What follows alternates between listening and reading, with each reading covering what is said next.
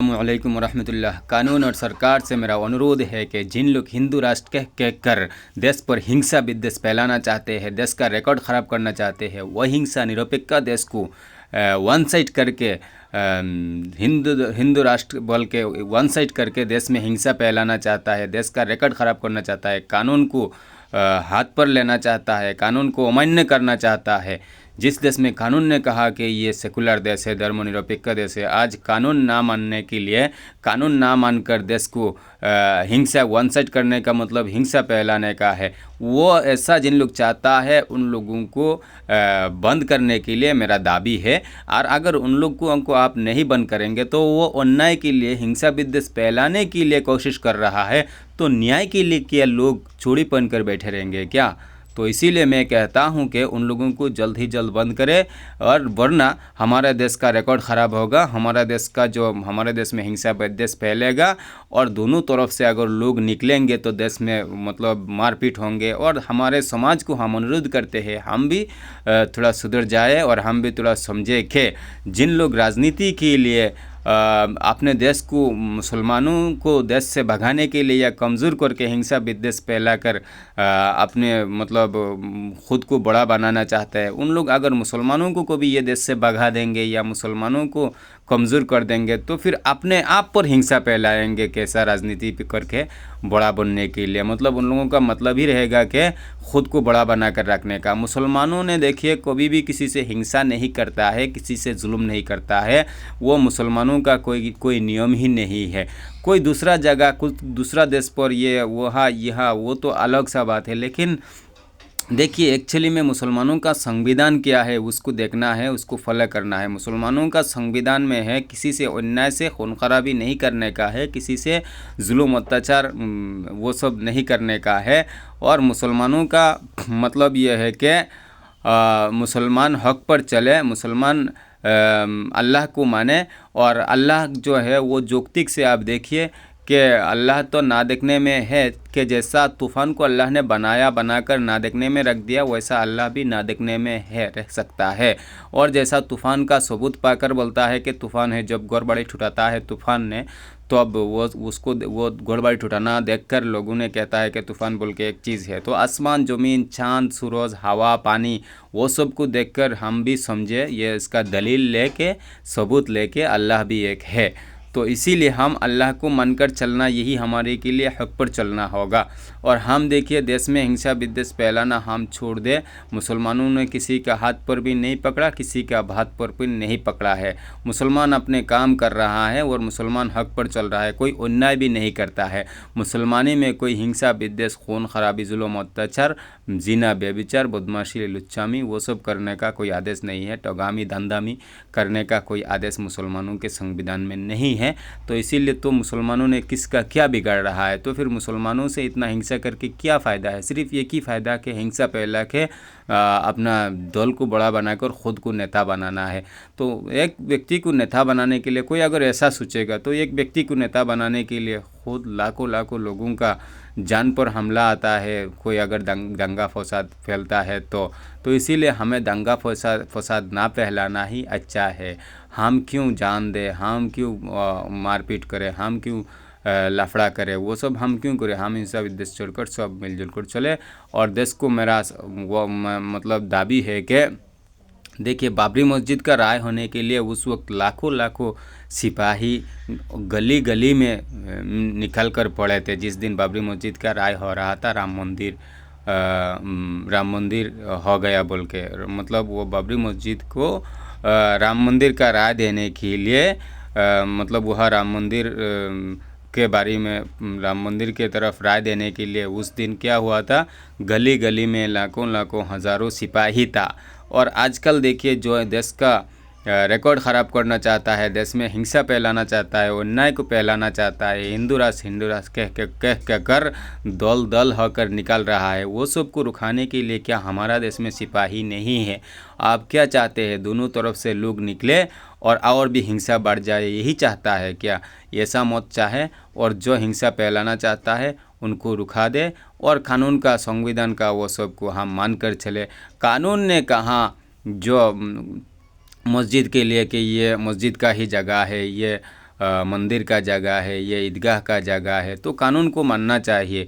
अब हम अगर कानून को ना मानकर जो कोई भी एक दाबी उठा देगा तो इसके लिए हम वेरीफाई करके निकाल जाए क्या तो पहले का जो कानून ने राय दिया था कि ये मस्जिद का इसका जो संविधान ने कागज़ दिया है, कोई अगर मस्जिद के लिए मस्जिद को मंदिर का दाबी करे तो आप कागज़ क्यों ढूंढे? वो कागज़ का वो स्टाम्प रजिस्ट्रेशन का कोई वैल्यू नहीं है क्या? अगर वैल्यू नहीं तो सरकार का, आजकल सरकार का भी क्या वैल्यू रहेगा? सरकारी बातों पर भी लोगों का क्या वैल्यू, क्या विश्वास रहेगा? जो उस दिन हम अफसोस का बात है कि पुलिस का पत्थर चढ़ा रहा है, हमने देखा न्यूज़ पर। हाँ, कहाँ वो कौन एक जगह पर हमने न्यूज़ पर देखा कि पुलिस पर पत्थर चढ़ा रहा है लोगों ने, क्योंकि पुलिस मस्जिद के वेरीफाई करने के लिए चला गया न किया वैसा। अरे आप अगर गुंडा पुलिस होकर, संविधान का कानून के व्यक्ति होकर आप अगर गुंडाओं की तरफ चलोगे तो गुंडाओं की तरफ आपके साथ व्यवहार किया जाएगा ना। तो इसीलिए मैं कहता हूँ कि देखिए वो सर्वे, वो मस्जिद पर जाकर क्या सर्वे करने का है, ये करने का। हाँ, यहाँ तो पहले हिंदू लोग ही थे, तो यहाँ रह सकता है हिंदू का कोई सबूत। कोई एक अगर ये घर को छोड़ के चला जाएगा दूसरे के पास बिक्री करके या दान करके या वैसे ही छोड़ के चला जाएगा, या कोई बातों पे अगर कोई पॉइंट पे या कोई भी बातों पे मतलब ये छोड़ के चला जाएगा, तो उसका पुराना सामान से कोई एक बोतल या कोई एक घड़ी या कोई एक शीशा कुछ थोड़ा बहुत तो रख सकता है ना। तो इसीलिए फिर दोबारा आके क्या वो जगह को क्या दाबी कर ले क्या? हाँ, तो इसीलिए देखिए पहले में यहाँ मतलब हिंदू लोग ही थे, मुसलमान नहीं थे। तो इसीलिए देखिए पहले वो सब था मतलब इस देश पर ज़्यादा। तो इसीलिए उसी जगह पर आकर मस्जिद बने, लोगों को हक का दावत दिया है हक के लिए। हक मतलब अल्लाह के रास्ते पर लोग अगर चलेंगे, अल्लाह को मानकर चलेंगे तो लोग हक पर ही चलेंगे। आज खिलाया पिलाया अल्लाह ने, वो पानी जो है सरकार ने नहीं बनाया, वो चांद जो है सरकार ने नहीं बनाया, वो सूरज जो है सरकार ने नहीं बनाया। सूरज का भी जीने के लिए ज़रूरत है, पानी का भी जीने के लिए ज़रूरत है, हवा का भी जीने के लिए ज़रूरत है, खाना पीने का, धान चावल का, वो सब भी जीने के लिए ज़रूरी है। तो वो सब कोई सरकार और साइंटिस्ट ने नहीं बनाया। ये ज़मीन, ये आसमान, ये चांद, ये सूरज, ये हवा, ये पानी, वो कोई सरकार या कोई साइंटिस्ट ने नहीं बनाया है, वो सब अल्लाह ने ही बनाया है। तो अल्लाह को ही मानना चाहिए। अरे देखिए कोई एक जगह मतलब यहाँ से असम से निकला कि वो पार्लियामेंट जाएगा दिल्ली में, तो रास्ता पर अगर वो फ़्लाइट में जब चढ़ रहा था तो फ़्लाइट को इतना आराम मिला फ़्लाइट पर, तो वो फ़्लाइट को ही मतलब वो तारीफ़ करते रहे क्या? वो फ़्लाइट का ही तारीफ़ करते रहे क्या? वो पार्लियामेंट को भूल जाए क्या? तो ऐसा अल्लाह ने कोई मैसेंजर किया या कोई हिम्मत देकर ये वो लोगों को शायद भेजा है, या कोई एक लोग पर अल्लाह ने कोई हिम्मत दिया है, कोई गुण दिया है, कोई पावर दिया था। तो वो पावर को देखकर अल्लाह को भूल के सिर्फ उसका ही जय मांगते रहे क्या? और उसका ही तारीफ़ करते रहे क्या जिसको अल्लाह ने भेजा है कोई गुण देकर? तो इसीलिए जो खुद कह रहा है कि अल्लाह को मानो, अल्लाह एक है बड़ा, सृष्टिकर्ता एक है बड़ा, तो वो खुद कह रहा है फिर भी वो छोड़कर, वो बात को ना मानकर उसका ही जय मांगते रहा, तो क्या चलेगा क्या? फ़्लाइट बनाया किसी ने और आप तारीफ़ कर रहा है सिर्फ फ़्लाइट का, जिसने बनाया उसका छोड़ दिया। तो अल्लाह ने आसमान ज़मीन चाँद सूरज हवा पानी सब कुछ बनाया, तो वो अल्लाह को छोड़कर किसी व्यक्ति का आप अगर जय जय कहकर चलते फिरते रहोगे तो क्या अल्लाह से मतलब ये अन्याय नहीं होगा क्या? तो नाहकी नहीं होगा क्या? तो इसीलिए अल्लाह को मानकर चलेंगे तो वही अच्छा है। देखिए जो ख़ुद को नहीं टिका पाता है, ख़ुद भी जी नहीं पाता है, मरना पड़ता है, ख़ुद भी किसी का घर से जन्म लेता है, उसका मतलब जय जय कहकर उसको बड़ा समझकर चलने से अच्छा है जिन्होंने उसको बनाया था, ये दुनिया को बनाया था, ज़मीन को, आसमान को, चाँद सूरज सब कुछ जिन्होंने बनाया, जिन्होंने हमको खाना पीना खिलाया पिलाया, उनको हम अच्छा कहें। और उनका देखिए वो ये नहीं है कि हम उनको सब मिलकर उनका इबादत करेंगे तो वो बड़ा रहेंगे, वरना वो छोटा हो जाएंगे, और हम इबादत ना करेंगे तो उनका कोई कमी हो जाएगा, छोटा हो जाएगा। ऐसा कोई बात नहीं है, हमारा ही नुकसान है अगर उनको हम ना मानकर चलेंगे तो, और हमारा ही फ़ायदा है अगर हम उनको बड़ा कहकर उनका तारीफ़ करके उनका बातों को मानकर अगर हम चलेंगे तो तो वो खुश होंगे। वो पानी हमारे लिए दिया, हवा हमारे लिए दिया, चाँद सूरज हमारे के लिए दिया, सब सुविधा वो हमारे लिए दिया है। हम जितना उनका तारीफ़ करते रहेंगे, उनका प्रशंसा करते रहेंगे, उतना ही हमें और ज़्यादा शांत देंगे, और ज़्यादा फैसिलिटी देंगे, हमारा उतना ही और अच्छा करेंगे अल्लाह ने। और हम अगर उनका तारीफ़ ना करके हम किसी और का तारीफ़ करेंगे, हम किसी और तरफ चलेंगे, तो वो नाराज़ हो जाएंगे ना। किसी एक ने किसी व्यक्ति के ज़रिया से आपके पास खाना भेजा, सरकार ने कोई एक मतलब उनका नेता से या कैटर से या कैसा भी माध्यम से बैंक के ज़रिया से आपके पास पैसा भेजा, सोचो बैंक के मैनेजर ने आपके दिया है हज़ारों रुपया, तो आपने वो बैंक का मैनेजर ने हज़ारों रुपये दिया बोल के आप सरकार के बारे में छोड़ के सिर्फ बैंक का मैनेजर की तारीफ़ करते रहेंगे कि मैनेजर ने हमें दिया है 1000 रुपये, मैनेजर ने दिया है, तो वो सरकार ने फिर दोबारा आपको देंगे क्या? वो कहेंगे कि हम देते हैं, वो बैंक का मैनेजर का तारीफ़ करता है। तो इसीलिए सरकार नाराज़ नहीं होगा क्या? सरकार भी नाराज़ हो जाएगा। तो ऐसा अल्लाह ने आपको मदद किया, ये वो सबसे और किसी के ज़रिया से। जैसा एक सरकार जो है वो ख़ुद नहीं बनाया, ख़ुद को ख़ुद ने नहीं बनाया, उनको अल्लाह ने ही बनाया है, और उनके ज़रिया से उनसे हम तक हमारा कोई हक़ बेचता है, चावल हो या और ना दो किसी बता हो, उनसे बेचता है, तो हम अल्लाह को छोड़कर अगर सिर्फ उनका ही तारीफ़ करते रहेगा तो हमारे लिए नुकसान है।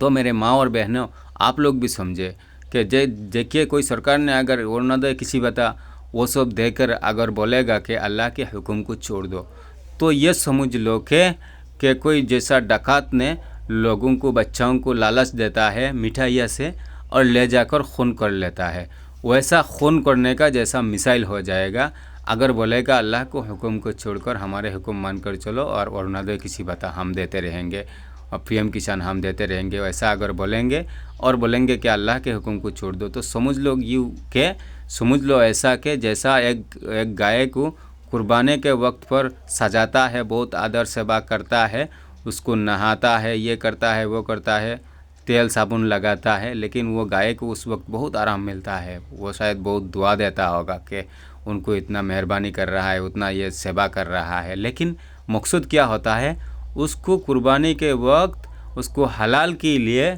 बेचा जाएगा, इसीलिए उसको ये इतना सेवा करके सजा रहा है।